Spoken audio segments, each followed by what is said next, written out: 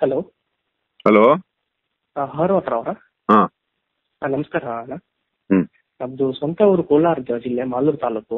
ಹ್ಮ್. ನಮ್ದು ಅಲ್ಲಿ ಚಿಕ್ಕ ಜಮೀನು ಇದೆ. ಜಮೀನು ಮತ್ತೆ ಚಿಕ್ಕ ತೋಟ ಇದೆ, ಮನೆ ಕಟ್ಟೋ ಜಾಗ. ಬಟ್ ನಾವು ಇಲ್ಲೇ ಬಂದ್ಬಿಟ್ಟಿದೀವಿ. ನಮ್ ತಾತ ಇನ್ಸ್ಪೆಕ್ಟರ್ ಆಗಿ ಅಲ್ಲಿಂದ ಬಂದ್ಬಿಟ್ಟಿದ್ದಾರೆ.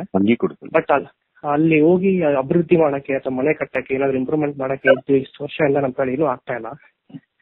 ಏನು ಏಳಿಗೆನೆ ಆಗ್ತಾ ಇಲ್ಲ. ಏನು ಸ್ವಲ್ಪ ತುಂಬಾ ಪ್ರಾಬ್ಲಮ್ ಬರ್ತಾ ಇದೆ. ಎಷ್ಟು ಎಕರೆ ಇದೆ?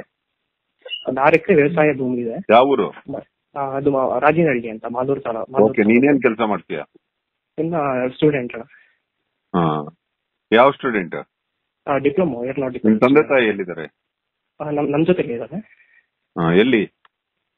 ಬೆಂಗಳೂರಲ್ಲಿ. ಅವ್ರೇನ್ ಕೆಲಸ ಮಾಡ್ತಾರೆ? ಅವ್ರು ಅಡ್ವೊಕೇಟ್.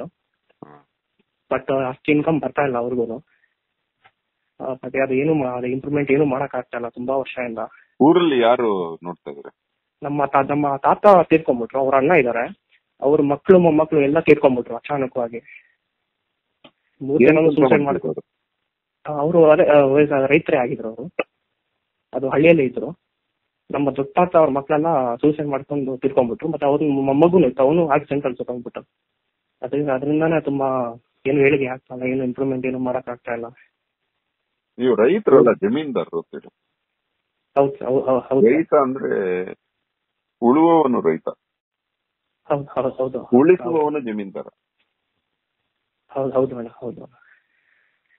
ಅದೇ ಇವಾಗ ಅಲ್ಲಿ ಏನು ಅದು ಮಾಡಕ್ಕೆ ತುಂಬಾ ಏನೋ ಪೂರ್ವ ಪಾಪಗಳು ಕಾಡ್ತಾ ಇದೆ ನಿಮ್ಗೆ. ನಿಮ್ ಪೂರ್ವಜರು ಅದೇ ಜಮೀನ್ದಾರರು, ಲೀಡರ್ಸ್ ಆಗಿದ್ರು. ಅವಾಗ ಅನ್ಯಾಯಗಳೆಲ್ಲ ಮಾಡಿರ್ಬೋದು, ಜನಗಳ ಮೇಲೆ ದಬ್ಬಾಳಿಕೆ ಮಾಡಿರ್ಬೋದು. ಅದ್ರ ಪರಿಣಾಮ ಇವತ್ತು ಈ ಪಾಠ ಕಲಿತಾ ಇದೀರಿ. ಇವಾಗ ಒಂದ್ ಕಡೆ ಹೆಜ್ಜೆ ಇಡ್ಬೇಕಾಗತ್ತೆ. ಒಂದು ಬೆಂಗಳೂರಲ್ಲಿ ಬಂದು ಜಮೀನುಗಳಿದ್ದಾಗ ರೈತರೇ ಆಗಿ ಕಂಟಿನ್ಯೂ ಮಾಡ್ಬೇಕಾಯ್ತು. ಇಲ್ಲಾಂದ್ರೆ ಓದ್ಬಿಟ್ಟು ಹಿಂಗೆ ಹಳ್ಳಿ ಪಟ್ಟಣಗಳಿಗೆ ವಲಸೆ ಹೋಗಿ ಅಲ್ಲಿ ಜಮೀನುಗಳು ಯಾರಿಗೂ ಕೊಡದೆ ಫಜೀತಿ ಮಾಡಿದ್ರ ಫಲ ಇದು. ಉಳ್ದೆ ಬಿಟ್ರೆ ಜಮೀನ್ ನಮ್ಮನ್ನ ತಿನ್ನತ್ತಂತೆ. ನೀನ್ ನನ್ನ ಉಳು, ಇಲ್ಲಾಂದ್ರೆ ನಾನ್ ನಿನ್ನ ಉಳ್ತೀನಿ ಅನ್ನತ್ತೆ ಜಮೀನು. ಭೂಮಿ ಇದೆಯಲ್ಲ